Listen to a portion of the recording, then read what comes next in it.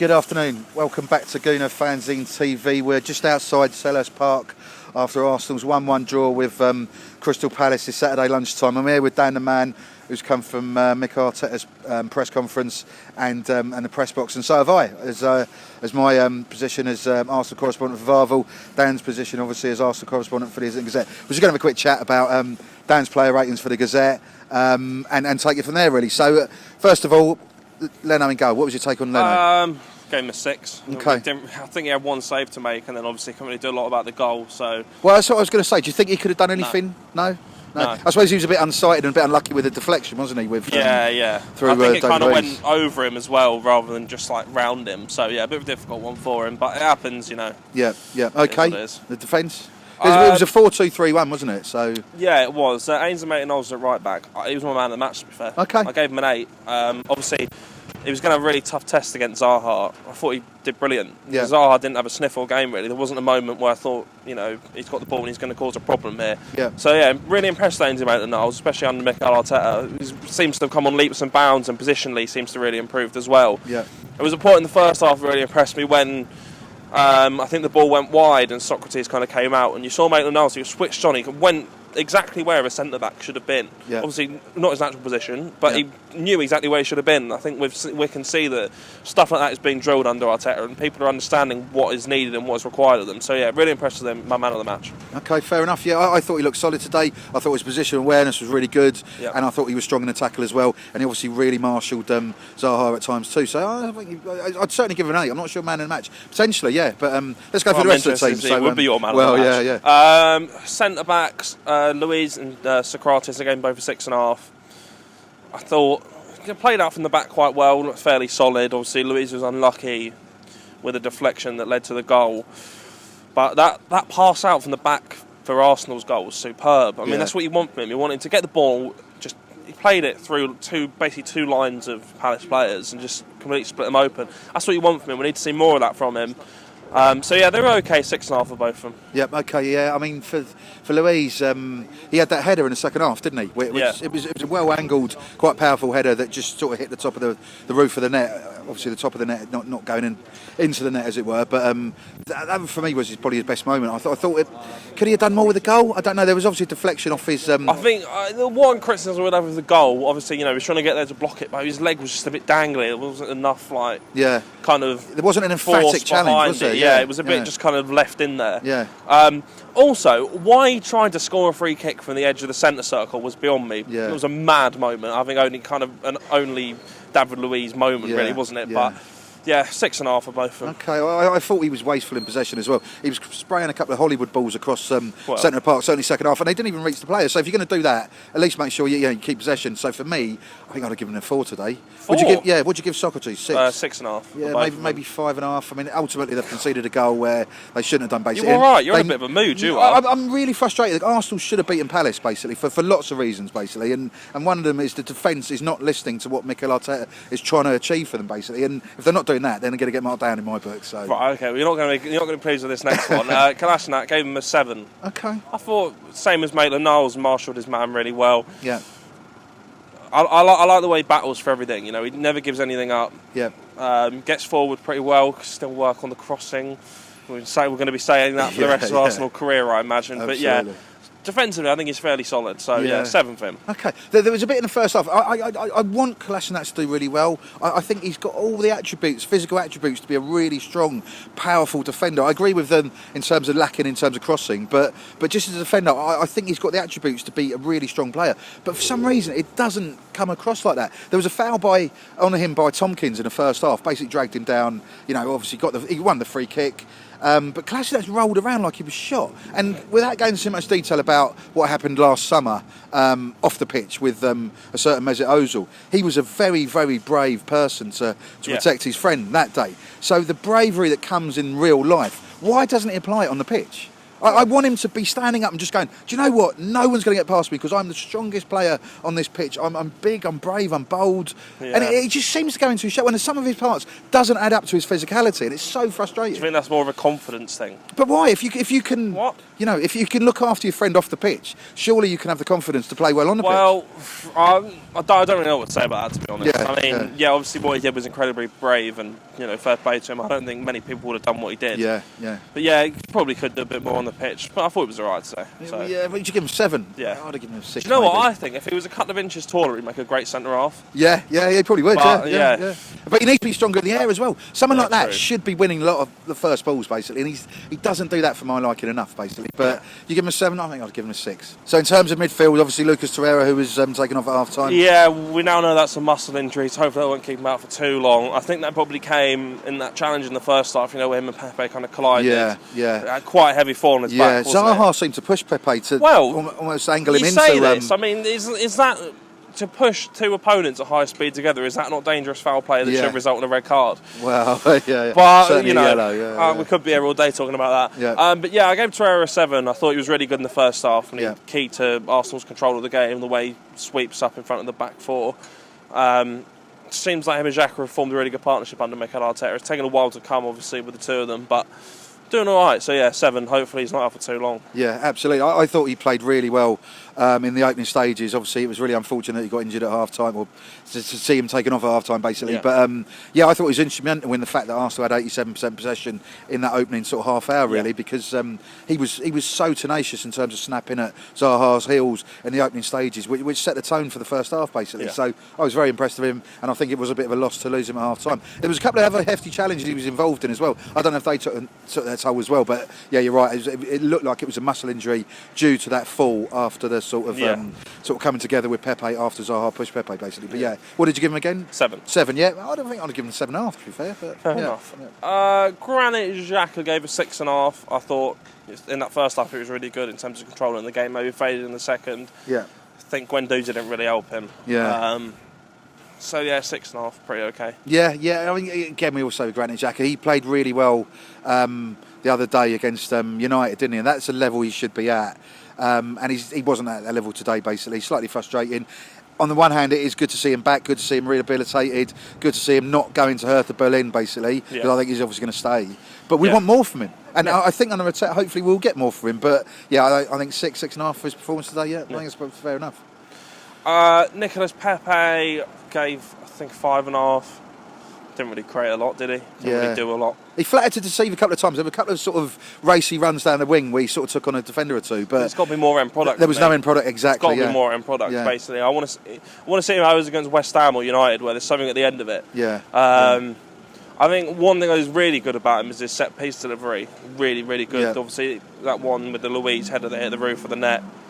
Really good delivery. Yeah. So yeah, that is one of his main key qualities. But yeah, more end product needed, basically. So 5.5. Yeah, I think you're right. Yeah, that corner in for the David Luiz header. That was really good. He is really good with set pieces, and that needs to be encouraged more, as witnessed by the 2 late goals against Victoria that won the game 3-2 in the Europa League before Christmas. But 5.5. I think you're fair enough for that. Yeah, Mesut Ozil 6. I think I gave him.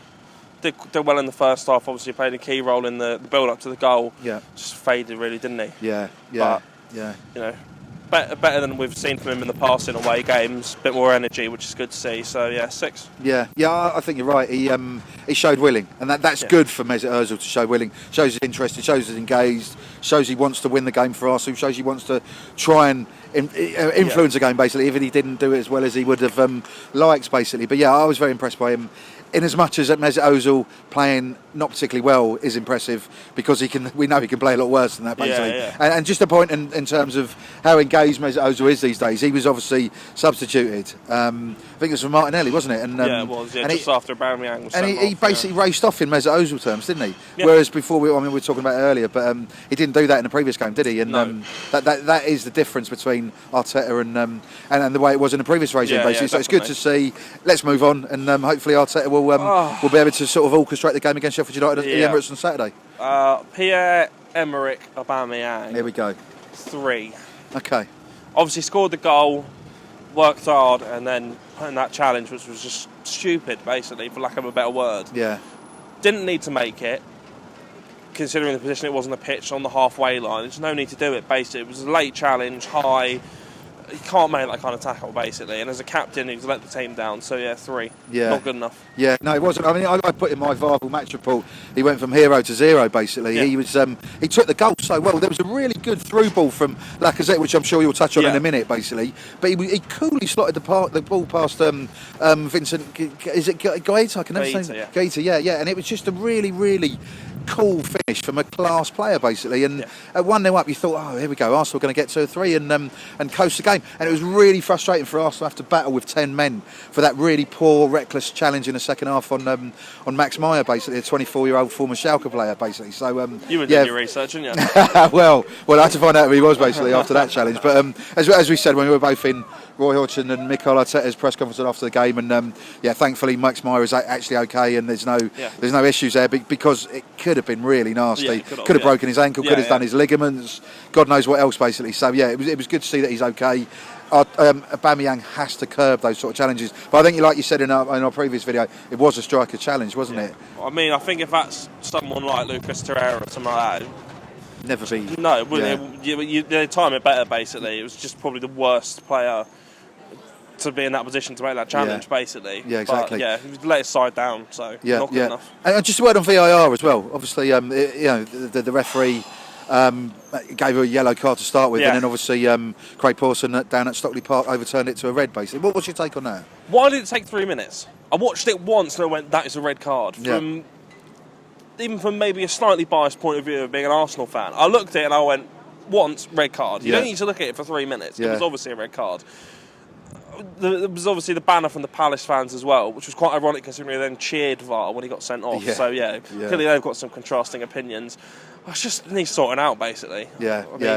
Just leave it there, because as I say, we'll be here all night, basically. But absolutely. I feel for VAR, just for my sort of 2 pence as well. And I don't particularly I can't stand VAR, and I hate talking about it because it's so tedious. But I think it gives the referee, the on-field referee, a chance to duck out of decisions.